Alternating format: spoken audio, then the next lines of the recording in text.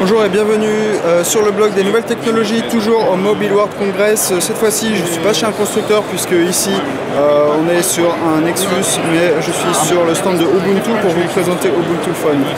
Ubuntu Phone, donc là je suis sur l'écran d'accueil de Ubuntu. Donc on a cette toolbar qui nous permet d'avoir des informations. Donc là par exemple, c'est le nombre de minutes où j'ai été sur Internet.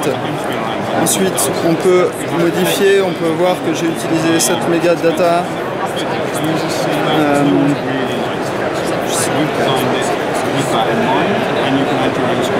J'ai envoyé 10 tweets, etc. On va avoir tout plein d'informations. Donc ça, ce sont des informations personnalisables. Combien j'ai pris de photos, mais elles sont communes à tout le monde. C'est-à-dire que chacun va avoir le nombre de photos, le nombre de mégas utilisés dans la journée, etc. Vous allez avoir toutes ces informations, sauf que vous allez pouvoir savoir quoi afficher ou non.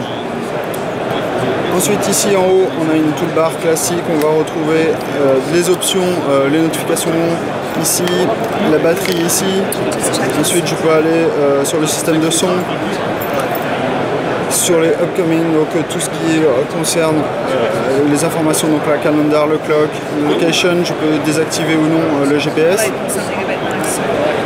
Je peux, du coup, vous voyez, je peux bouger avec les doigts. Je peux choisir le menu tout simplement en bougeant comme ceci. Donc là je vais arriver par exemple si je veux les options de l'heure, il suffit que je fasse ceci et là automatiquement les informations descendent.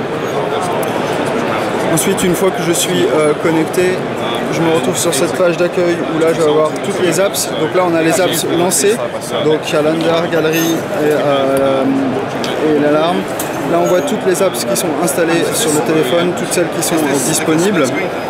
Si je veux tout simplement aller sur le launcher, je fais comme ceci.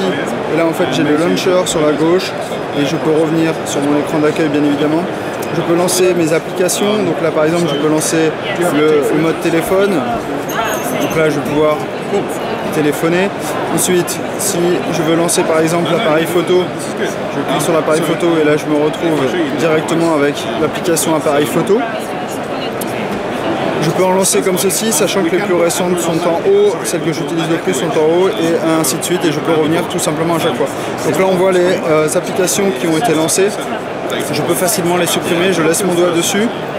Là il y a une petite croix qui apparaît, on a l'habitude de cette technique sous iOS par exemple, où je peux la supprimer. Si je veux voir toutes les applications qui sont ouvertes, je slide, et là je suis revenu à l'ancienne. Là, un swipe plus long, en fait, il me permet d'avoir toutes les informations, et là je peux aller sur l'application que je souhaite. Vous voyez, c'est très fluide, c'est assez intéressant. Voilà, là par exemple je vais aller à mon calendrier, ça marche très bien.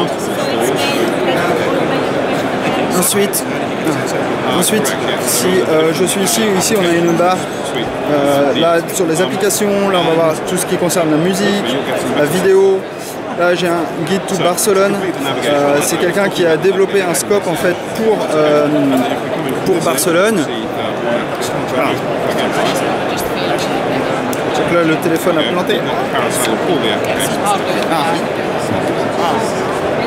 Battery. Oh, it ran out of battery. Not a problem.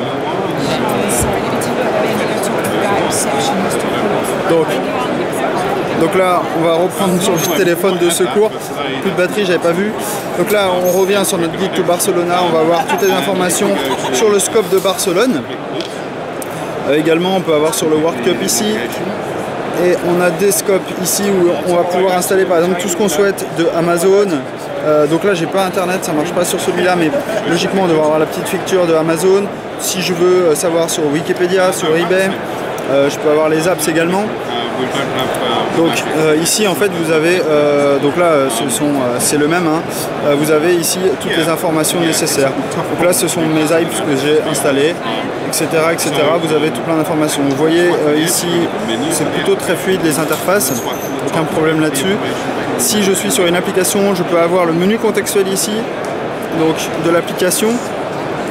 Je peux lancer, là j'ai un mode de recherche, donc c'est un peu compliqué à utiliser quand on n'a pas l'habitude, mais donc là le menu contextuel il doit apparaître. Donc là il n'y a pas de menu contextuel pour cette application, donc je vais aller sur une autre.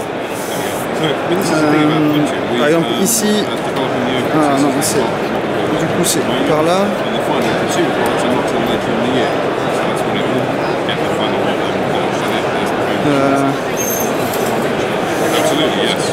Bon, je galère un petit peu, hein, c'est la première fois que j'utilise Ubuntu Phone réellement.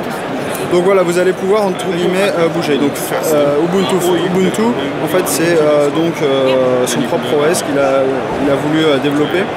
Et du coup, bah, pour le moment, le projet avance. On n'a pas de téléphone réellement concret pour le moment. On est sur du Nexus. Il y a des téléphones qui ont été annoncés, notamment avec Meizu, donc je vous le présenterai dans l'article. Mais voilà. Donc voilà, c'était Ubuntu for Phone chez Home Mobile World Congress. Merci.